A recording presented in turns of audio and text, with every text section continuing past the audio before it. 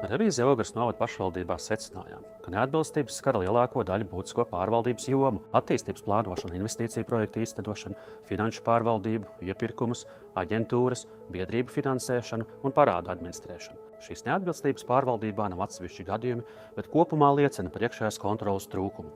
Nav izveidota sistēma, kas nodrošinātu ekonomisku, caurskatāmu un izsekojamu publisko līdzekļu izmantošanu. Piemēram, izpilddirektors slēdz līgumu par 830 000 eiro, pirms doma ir piešķīrusi finansējumu budžetā. Pašvaldība nepietiekami uzrauga, kā biedrības, aģentūras vai sociālais uzņēmums izlieto finansējumu.